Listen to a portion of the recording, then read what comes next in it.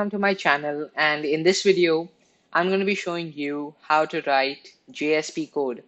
So JSP stands for Java Server Pages, and it's basically Java code which runs on your server and it provides a web interface. So instead of having a plain desktop app with JSP, you can actually write web pages which can do the same thing that your native desktop Java pages can do. So this has quite a few advantages. So for example, in case you want to build a login page, you could do it in a variety of languages, but it's especially easy to use JSP if you already know Java. So we're going to get on that and let's dive in. So I have NetBeans IDE open here. So I'm going to make a very basic project for now. It's just going to accept my name and it's going to say hi plus my name. So that'll give you a sense of what JSP is like. So we must create a new project. So click on new project out here. So in categories, choose Java Web and Web Application.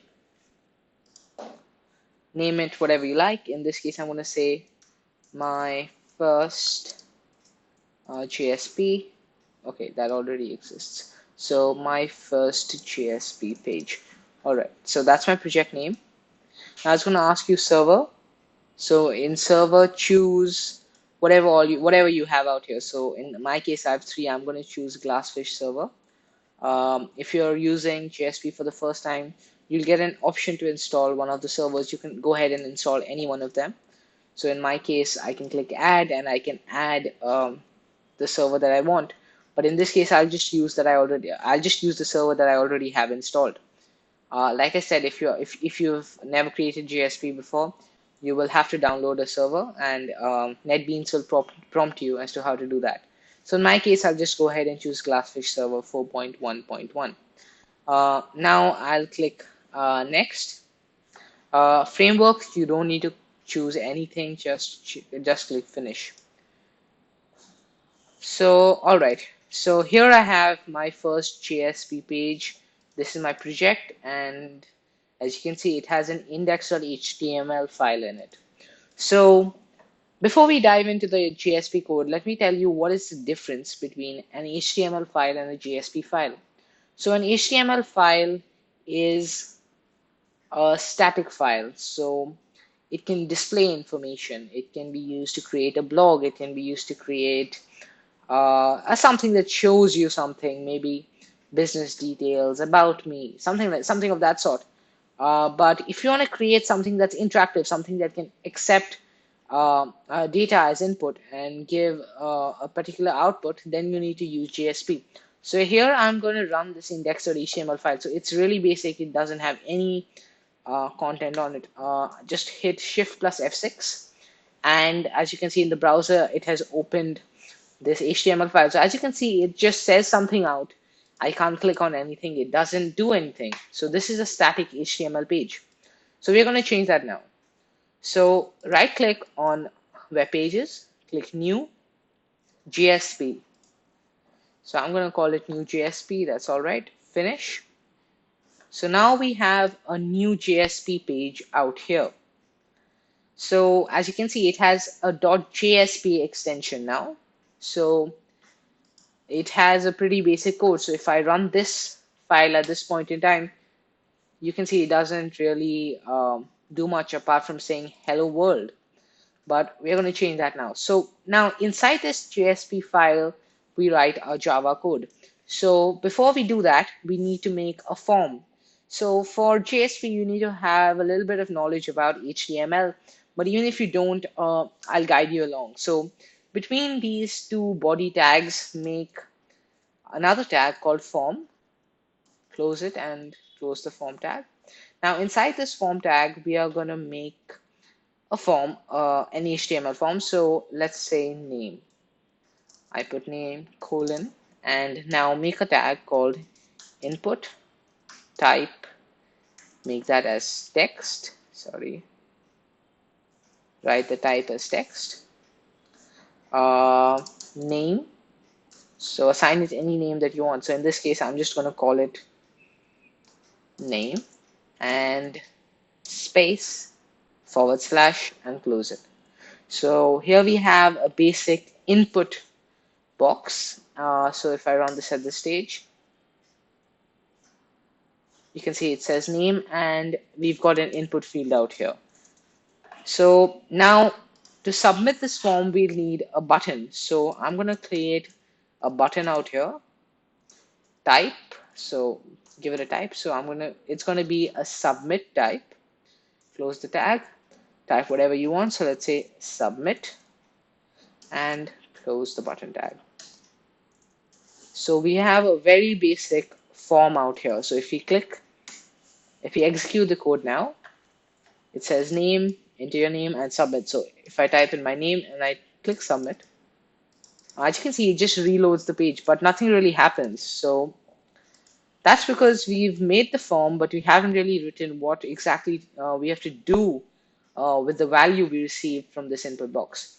So let's get to our code, and here in form, put an action tag, action, and inside this action, write new JSP.jsp, since that's the name of my file.